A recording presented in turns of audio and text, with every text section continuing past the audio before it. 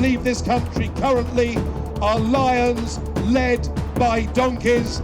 The next presidency is going to determine whether or not we save ourselves from this imminent peril.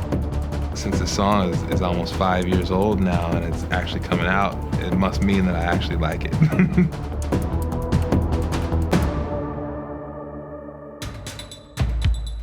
President Trump is authorizing about $8 billion in arms deals to countries including Saudi Arabia and the United Arab Emirates, and he's doing it without the approval of Congress. The law that gives Congress veto power over these deals also lets the president override it in case of an emergency, and Secretary of State Mike Pompeo says U.S. tensions with Iran are just that. Kenya's High Court has upheld the country's ban on gay sex, colonial-era laws that punish, quote, carnal knowledge against the order of nature with up to 14 years in prison. Judges ruled the law was in line with Kenya's constitution and that they hadn't seen enough evidence that it caused discrimination. Across the world, Brazil's highest court voted to criminalize homophobia and transphobia. It's unclear how that will impact the country's openly homophobic president. A $19.1 billion disaster relief bill that would get much-needed aid to Puerto Rico, the flood-ravaged Midwest, and western wildfire zones was all set to pass Congress today. That was until Texas Republican Chip Roy single-handedly managed to derail the unanimous vote needed to fast-track the bill ahead of a week-long recess. Roy objected because the measure doesn't include funding for President Trump's border plans, but his stunt won't do much. The House plans to vote on it again next week. Students in more than 110 countries walked out of classrooms today to call on their governments to take action to reduce greenhouse gas emissions. Protest organizers say the number of strikers was expected to surpass the previous record of 1.6 million people who joined their first global climate strike in March.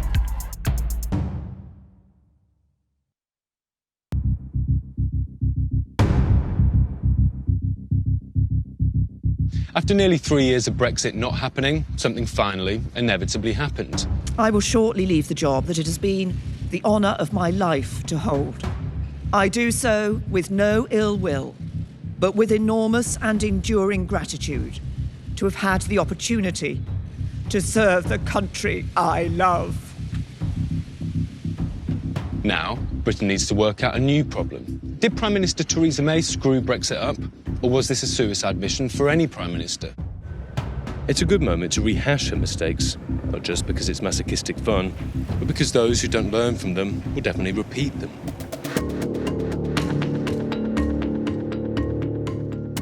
Brexit means Brexit. Brexit means Brexit. Brexit means Brexit. Clearly no one knew what Brexit was supposed to be. When May had a slim window to bring both sides together and negotiate what it could be by resolving whether the UK should stay in the single market, what that would mean for the border between Northern Ireland and the Republic, and how a split should affect immigration, security and rule of law, May decided to push the big red button, trigger Article 50 and start the clock on a 2-year time bomb. No deal is better than a bad deal. That kind of bluff would have been fine if, say, May was negotiating with a car salesman and could shop around. But there's only one EU, and anyone who does business in the UK is frankly terrified of what a no-deal Brexit would mean. Her slogan also gave politicians license to take her at face value, see her deal as a bad deal, and vote against it. Exactly the opposite of what she wanted. Many times during the campaign, I had wanted to achieve a larger majority, but that was not the result that we secured, and I'm sorry. But perhaps May's greatest delusion, at least in the beginning, was that she was popular enough to pull this off.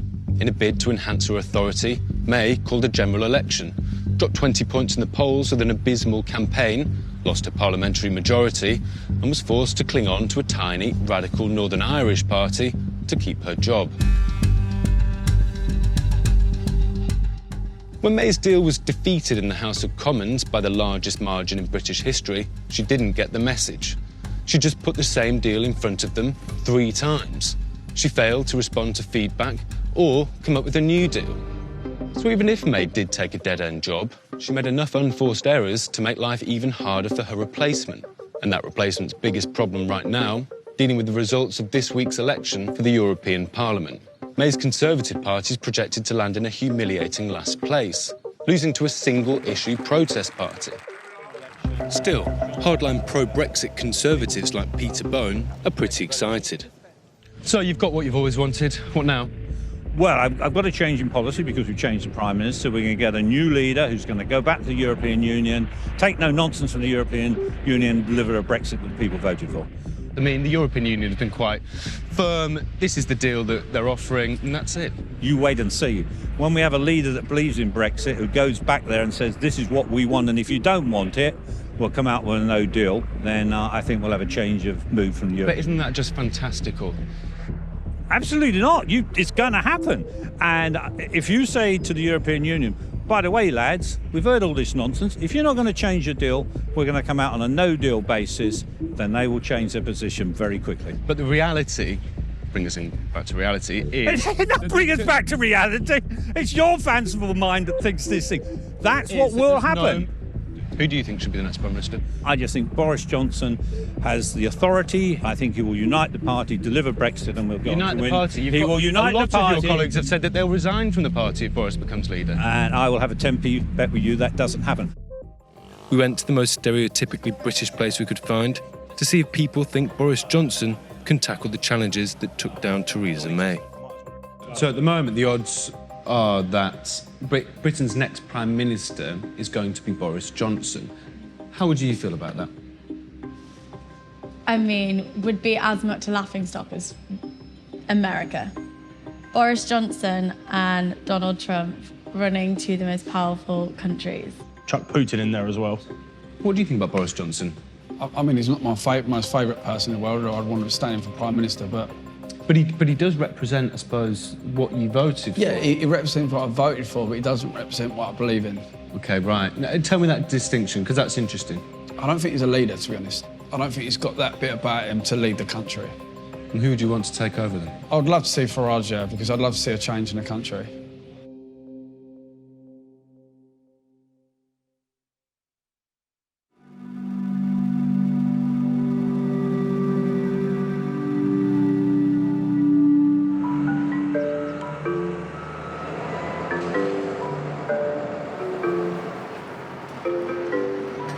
We're gonna go to the intersection, fellas. The road's closed. Oh, really? Yeah. Okay. The road's closed. We're legal. No jaywalking in this campaign, fellas. Jay Inslee is the governor of Washington State. And unlike every other Democrat running for president right now, he's running on climate change. Did you help out? A little bit. Not this part. Really? That means he's facing a unique challenge in the Democratic field. Watch your step. He's not only fighting to get people to know who he is, he's also fighting to get people to make climate change a key priority in 2020, and then to think of him as the person who can fix it. It's a tall order. Hey, listen, talk to me about what you've observed in the recent flooding. The point is, those kind of floods are coming more and more frequently, and we don't have a national plan. Right. Well, we need a new president to get a national plan. I'm up to that job, actually. You're the only candidate in the Democratic field right now that has put climate change at the very top of their priorities. Right. Why do you think that is? I'm the only candidate putting the climate crisis at the top of our priorities because it has to be. This is our last chance. Leaders have let Americans down for 3 decades not responding to this, but we cannot kick that can down the road. The next presidency is going to determine whether or not we save ourselves from this imminent peril. To get the word out, Inslee's made a point of visiting climate-affected areas, like Davenport, Iowa. They got it going. Which recently experienced record flooding after temporary barriers failed. Wish your cousin well. Hope we can help out. Hi. Tim, Jay, how are you? Good, how are you? Thanks for letting us say hello. Yeah, no problem. Thanks for stopping by. While he was out there, he brought his dad jokes along with him. When there's increased flooding due to climate change, that's a problem. But when it shuts down a brewery, that's a national crisis. Yes, that's right. The jokes went over well enough. But even Alexandria Ocasio-Cortez can't get people to pay attention to him. The media has spent more time covering AOC's blasting of Biden's climate plan than her backing of Inslee's plan. Had you heard his name before knowing that he was coming here? I had not. No. Nothing at all? No. So what do you think of his stances? This river thing, right? I mean, what I was afraid of today, and he didn't go there, I don't like to see this being politicized, right? I'm not convinced that the flood we just had really had anything to do with climate change. I spoke to some of the people that you talked to today, and some of them mentioned that they hadn't heard of you before you actually coming to the state. Right. How does that make you feel? You're running for president. It makes me feel like I've always felt when I've started probably a half dozen races as an underdog, and I've taken them to the cleaners at the end. So I'm a strong finisher, and we got a long road ahead to the nomination. I'm looking forward to it. And today, Inslee got one step closer when he qualified for the Democratic debates. How are you going to differentiate yourself from everybody else? For me, this is an easy call. I'm the only person who has said, we got to stop using coal in 2030. I'm the only person that says we got to get off fossil fuels in our electrical grid by 2035. I'm the only candidate that says we got to stop using fossil fuels in our cars by 2030. So this is head and shoulders above anything else anybody else has been willing to do.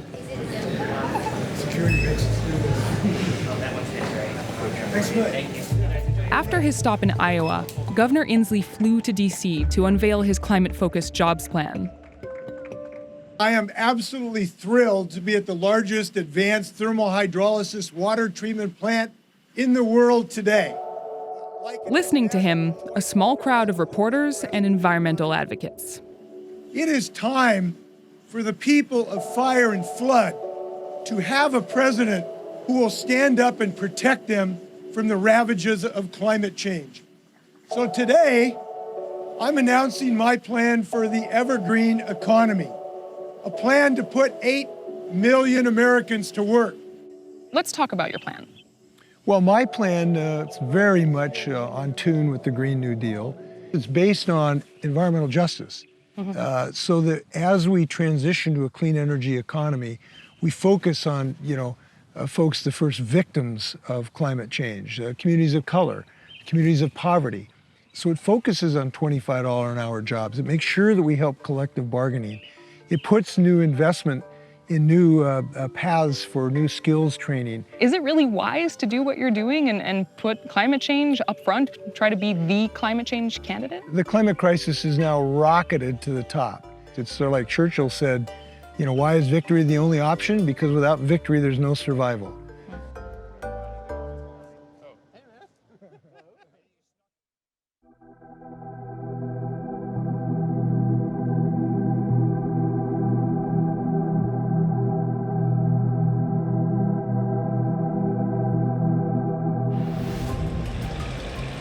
Venezuela has the largest known oil reserves in the world, which begs an obvious question.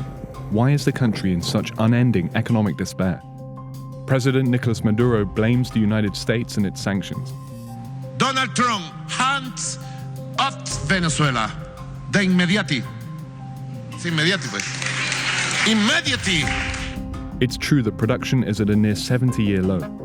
It's also true that Maduro's oversight of the oil industry is rife with corruption and mismanagement.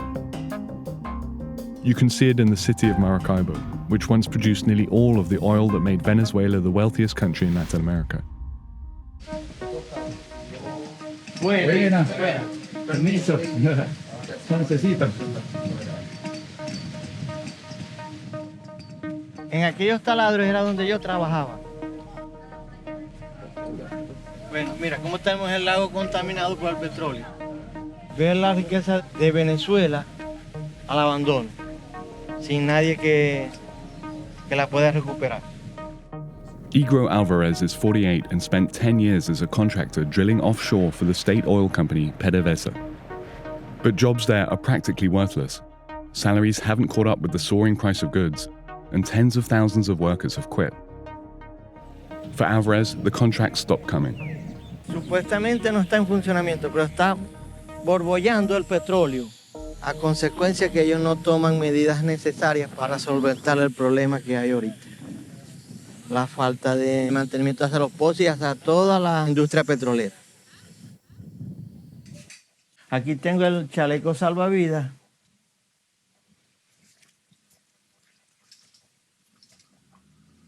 el casco de seguridad, mis botas, porque mis botas son de seguridad. Era muy agradable trabajar en la empresa petrolera porque uno se sentía en familia.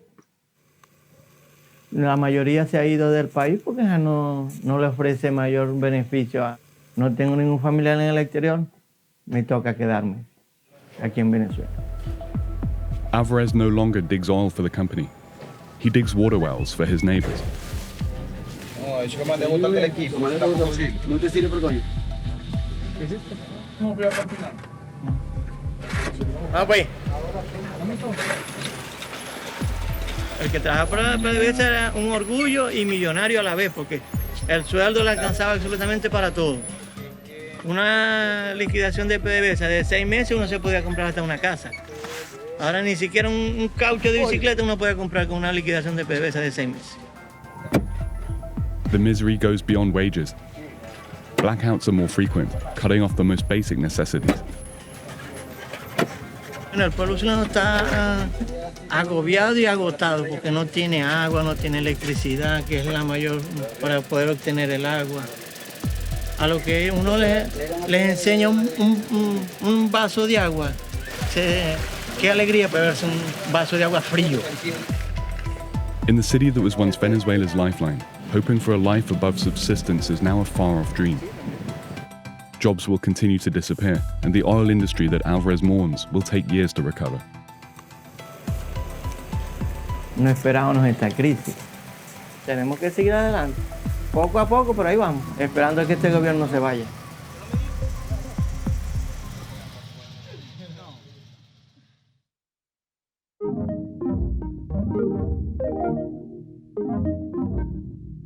Hey, this is Flying Lotus, and we're here to talk about my song More featuring Anderson .Paak.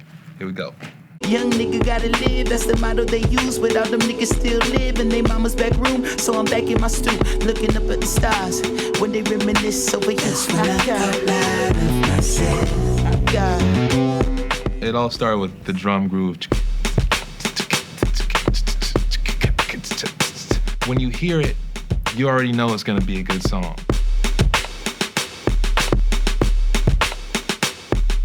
It's like a train. It feels like you're constantly in motion. A hypnotic, entrancing drum groove going on there. And then I added different elements of percussion kicks and snares and stuff.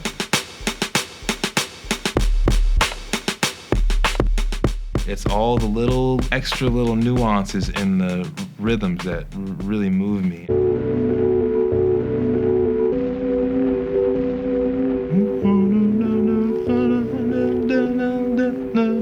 The melody came after. It was like a very sparse kind of like synthesized pad. I was working with Thundercat on that, the amazing bass player and musician. My favorite part of the song is when that bass part comes in. It takes us so long to get there. It's nice and brewing, and then with do-do-do-do-do, do-do-do.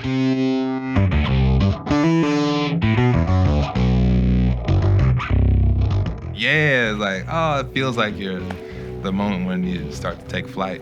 It's a very Thundercat kind of melody. You can't bottle it up and sell it, but it's just that magic that he brings to it. There's gotta be more to life than myself. That's when I caught light of myself. When Anderson got involved, half of the instrumental was done already. He really wanted to do something that kind of expressed themes of the ego and trying to be more egoless. I try to remind myself too of what I do, you know, and what we're trying to make. It's not really about us all the time. It's about you. Over time, I'd run into Anderson in different shows, and he'd be like, "Hey man, how's the song going?" I'm like, "Yeah, I'm just chipping away." Like, "Hey man, when's the song coming out?" "I don't know. I'm still working on it." Around end of last year, I was like, "I'm finishing this thing." Yes, Lord, like Anderson .Paak would say. Yes, Lord. Someone hit me the other day for a rendezvous. Long time no see was the time she used. I love the time away from my work. Months without hearing something, and then I come back to it and be like, oh, well, actually, I do like this, or actually, it's trash. Since the song is almost 5 years old now, and it's actually coming out, it must mean that I actually like it, because I had a long time to trash it, so.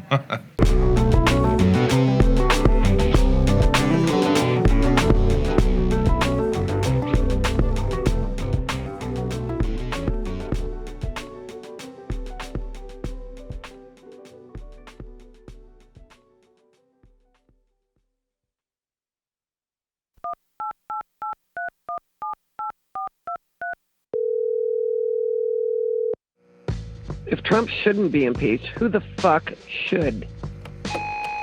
Impeach him for what? He's a good dude. There is no reason that Donald Trump needs to be impeached because it's not going to happen. There is no way you're going to get enough senators to flip in this situation. You want to get Donald Trump out of office? Have him voted out of office.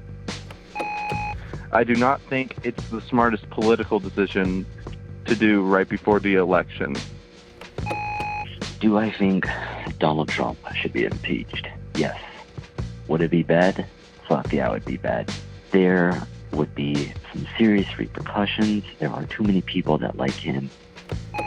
With all the crimes and sneaky stuff and lies coming from 45 and our White House, if that isn't impeachable, then what the heck is?